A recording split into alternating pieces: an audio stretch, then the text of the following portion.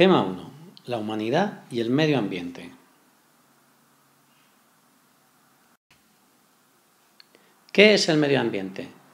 Vamos a utilizar la primera definición que se dio de medio ambiente durante la Conferencia de Estocolmo de 1972.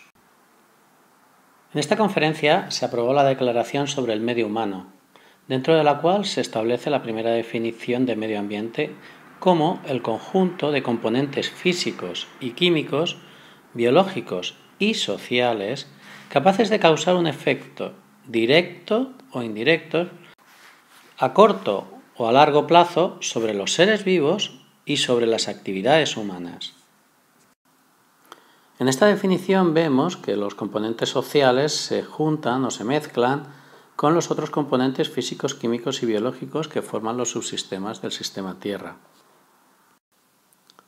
Es decir, se pierde la visión antropocéntrica que tenía el término medio humano, que era el utilizado hasta entonces. Se destaca también que estos componentes interaccionan entre sí y que hablamos de medio ambiente no como algo idílico, sino como algo en el cual las actividades humanas pueden causar problemas. Por lo tanto, el medio ambiente, debido a que está formado por estos componentes tan diversos, debe de ser estudiado de manera multidisciplinar y buscando siempre un enfoque holístico en el que el todo resalte por encima de las partes. Este último aspecto es muy importante, puesto que en los estudios medioambientales debe de predominar el enfoque del todo, el enfoque holístico. Debemos abandonar el reduccionismo mecanicista, en el cual se interpretaba que para comprender algo complejo debíamos estudiar sus partes, una por una, y que la suma de las partes sería igual al todo. En el caso de los enfoques holísticos estamos hablando de que el todo tiene propiedades emergentes, propiedades del propio sistema, que por lo tanto el todo es más que la suma de las partes.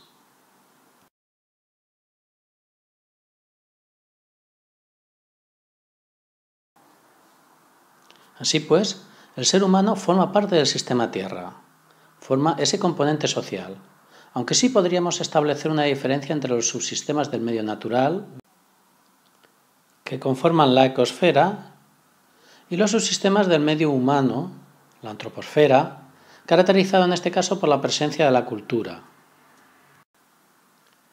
Hacemos esta diferencia porque el ser humano tiene algo que lo diferencia del resto de los animales.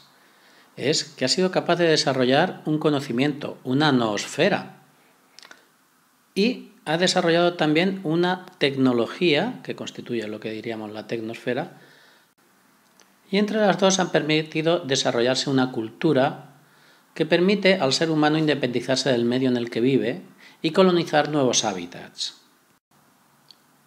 Es de destacar que la mente humana ha permitido el desarrollo de esta cultura, gracias al lenguaje y gracias a la escritura, mediante los cuales se ha permitido traspasar a las nuevas generaciones los conocimientos acumulados por las generaciones anteriores. De esa manera, la noosfera se ha desarrollado como un subsistema propio. En esta imagen nos faltaría otro subsistema de la antroposfera, que es el subsistema económico, que permite las relaciones de todos los demás subsistemas entre sí. Pero el ser humano no vive independiente del medio que le rodea, sino que se relaciona con éste. Y en su relación con el medio, el ser humano obtiene de éste recursos, es decir, alimentos, energía, refugio, materiales de construcción, etc. En la utilización de estos recursos produce residuos y produce impactos, es decir, cambios en el medio causados por el hecho de que la actividad humana hemos dicho que es independiente del medio que le rodea, por lo tanto, transforma a éste. Por último, el ser humano también puede estar afectado por riesgos que pongan en peligro sus vidas o sus bienes materiales. Así pues, podríamos resumir que en esta ciencia, la ciencia de la Tierra y el medio ambiente, vamos a estudiar los problemas ambientales que afectan al sistema Tierra. el cual, como sabemos, está constituido por 4 subsistemas: la atmósfera, la hidrosfera, la geosfera y la biosfera, que se interaccionan entre sí. El ser humano interacciona con el sistema Tierra obteniendo recursos que necesita para sobrevivir. Como se ha desarrollado de manera independiente al medio, le provoca impactos. Y de la dinámica de los subsistemas se generan una serie de riesgos que pueden afectar a la vida de los seres humanos o a sus bienes materiales. Vamos ahora a hablar de los recursos. Un recurso natural es todo aquello que el ser humano obtiene de la naturaleza para satisfacer sus necesidades y deseos, a nivel local o a nivel colectivo. Podemos clasificarlos según su origen, como recursos geológicos o recursos de origen biológico. Pero lo más importante es clasificarlos según a su velocidad de consumo. Hablamos de recursos renovables como aquellos en los cuales la velocidad de consumo es menor que la velocidad a la cual se forman dichos recursos. Por lo tanto, aunque estos recursos se utilicen continuamente, no se van a gastar. Por otra parte, podemos definir los recursos no renovables como aquellos en los cuales su velocidad de formación es muy lenta, del orden de cientos, miles o millones de años. Por lo tanto, la velocidad de consumo es mayor que la velocidad de formación y el consumo de estos recursos tiende a su progresiva desaparición. Por último, hablamos de los recursos potencialmente renovables, como aquellos en los cuales la velocidad de consumo y la velocidad de formación son del mismo orden, valores muy parecidos en los cuales si la velocidad de consumo se incrementa ligeramente se convertirían en recursos no renovables, pero una ligera disminución de la velocidad de consumo podría llevarlos a ser recursos renovables. Es el caso del agua, del aire o de la biodiversidad.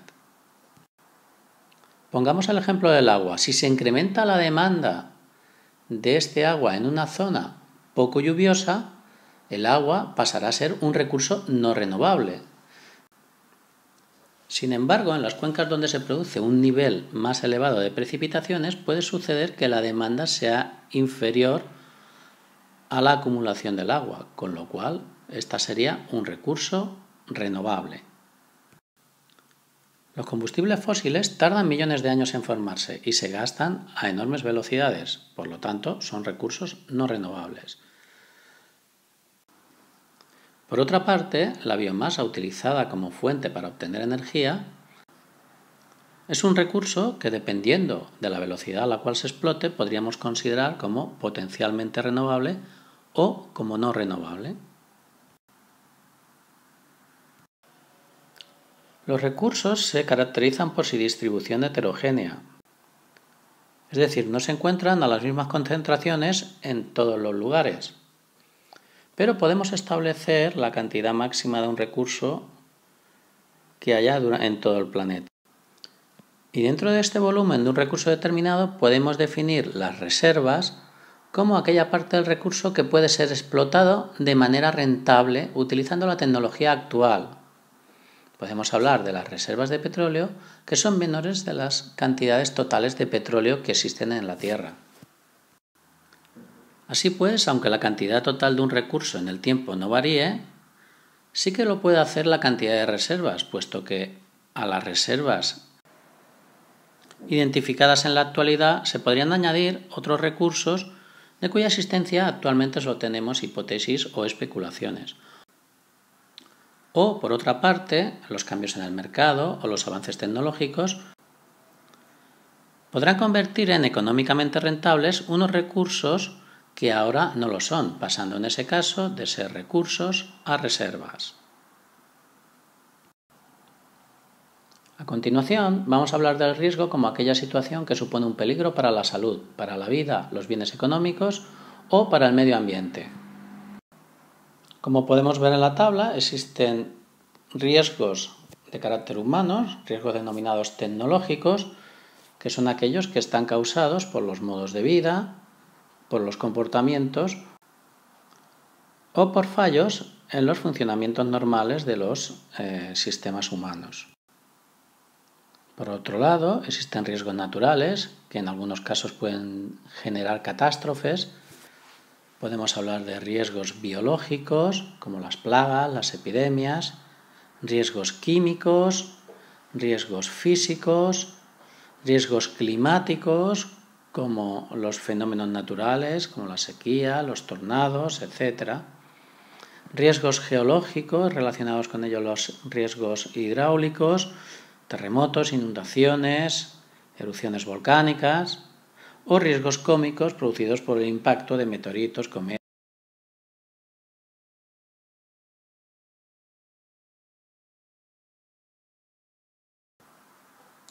Vemos aquí ejemplos de riesgos culturales, tecnológicos, producidos exclusivamente por la actividad humana, como pueden ser las mareas negras o las consecuencias de la guerra nuclear, y riesgos inducidos, que aunque tienen un carácter natural, sus consecuencias están agravadas por la actividad humana, como pueden ser los desprendimientos de ladera que se ven agravados por los cambios en la pendiente producidos por la construcción de infraestructuras. También hemos comentado que los riesgos naturales pueden llegar a producir catástrofes. Algunos son de carácter geológico, como es el caso de los terremotos, los seísmos o los tsunamis, y otros pueden ser riesgos atmosféricos causados por el clima, como es el caso del tornado que vemos en la figura. Los riesgos son el producto de tres factores. En primer lugar, la peligrosidad, definida como la probabilidad de que un suceso se produzca. En este caso, estamos hablando del riesgo volcánico, pues solo habrá peligrosidad en aquellos lugares próximos a los volcanes, que se encuentran localizados en unas determinadas zonas que conocemos en los límites de los bordes de placa. En segundo lugar, definimos la exposición como la cantidad de seres humanos o de bienes que potencialmente pueden ser afectados por este riesgo. En este caso, vemos que las distintas casas están afectadas por la erupción del volcán porque se encuentran próximas a este. Y es que los suelos de origen volcánico suelen ser muy fértiles y por lo tanto en ellos se asienta gran cantidad de población. Por último, definimos vulnerabilidad como la cantidad de bienes o de seres humanos expuestos que son afectados por el riesgo, produciéndose muertes o pérdidas materiales. El ser humano intenta disminuir los riesgos. Para ello, toma medidas estructurales, que consisten en la construcción de determinadas infraestructuras con la finalidad de disminuir los efectos de dicho riesgo. Aquí vemos, por ejemplo, cómo una presa puede servir para disminuir los efectos de las inundaciones, o cómo la colocación de una malla en la ladera de una montaña puede disminuir los problemas asociados a los desprendimientos. Por otro lado, se deben realizar determinados estudios tendentes a realizar medidas preventivas que minimicen el riesgo, medidas no estructurales, como pueden ser la elaboración de mapas de riesgos que sirven para orientar las políticas de ordenación del territorio, de forma que determinadas actividades humanas se encuentren restringidas en las zonas donde el riesgo es máximo. Vemos aquí también un mapa de vulnerabilidad, en el cual determinados índices de desarrollo económico sugieren distintos valores de vulnerabilidad a determinados riesgos. O el mapa de riesgo de desertización de España, que debería guiar las políticas agrarias y las políticas de consumo de agua de nuestro país. Hablemos ahora de los residuos y de los impactos que estos generan. Los residuos producidos por la actividad humana son muy numerosos, debido a que, como hemos dicho, el ser humano, gracias a su cultura y a su tecnología, ha sido capaz de independizarse del medio ambiente y de colonizar muchos medios diferentes. En ellos, como el ser humano se desarrolla de manera independiente a su entorno, se producen grandes acumulaciones de residuos que nos llevan a la contaminación. Podemos clasificar los residuos de acuerdo a su estado de agregación. Hablamos de emisiones cuando estos son gases, de vertidos cuando son líquidos o residuos en general cuando estos son sólidos. La acumulación de residuos en una zona determinada genera contaminación, que se produce cuando la acumulación de una sustancia en unas cantidades o unos lugares que no son adecuados produce problemas ambientales o problemas para la salud humana. Definimos impacto ambiental como toda alteración del medio ambiente provocada por la actividad humana. Estos impactos se pueden generar sobre el agua, como la contaminación de las aguas, sobre el relieve, como las modificaciones en las formas naturales, sobre el suelo, como es el proceso de erosión, sobre el paisaje, con el deterioro de la calidad visual del paisaje, sobre la flora y sobre la fauna, como la deforestación, el exceso de caza y pesca, las pérdidas de biodiversidad o la extinción de especies o la desaparición de hábitats naturales. Y por último, sobre la atmósfera, como los procesos de contaminación del aire, el ruido, procesos locales o también procesos globales como pueden ser la lluvia ácida, el cambio climático o los problemas de la capa de ozono. Debemos tener en cuenta que estos sistemas terrestres son complejos, con muchas interacciones y que originan equilibrios frágiles. Por lo que cualquier interacción del ser humano con estos equilibrios puede romperlos y producir los impactos. Podemos estudiar un impacto ambiental fijándonos en una cualidad del medio ambiente, la cual va a evolucionar con el tiempo hacia un estado final independiente de la actividad humana. Pues bien, una acción humana puede afectar a dicha cualidad y cambiar su valor de calidad. Hablamos en este caso de impacto ambiental y lo consideraremos como un impacto negativo si disminuye la calidad de esta cualidad o factor ambiental que estamos midiendo. También podríamos hablar de impactos positivos como aquellos que incrementan la calidad ambiental del factor que estamos estudiando, aunque difícilmente podremos imaginar una actividad humana que mejore la naturaleza. Estos impactos positivos serían más bien como una regeneración de una situación perjudicial creada anteriormente por la actividad del ser humano. En esta gráfica vemos cómo se representa la variación de la calidad de un factor ambiental a lo largo del tiempo. Vemos que en este caso va disminuyendo progresivamente este valor de calidad. En un momento dado, una actividad humana comienza su acción y, como vemos, se produce un cambio, una disminución en la calidad de este factor ambiental. La diferencia entre el valor hipotético del factor ambiental sin la actuación humana y del valor ambiental con la actuación humana es lo que denominamos impacto ambiental.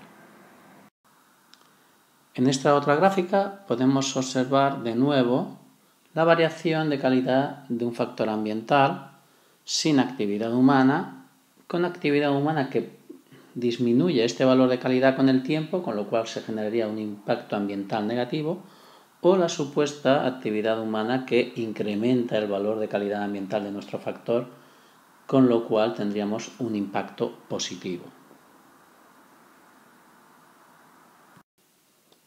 Bueno chicos, se acabó por hoy.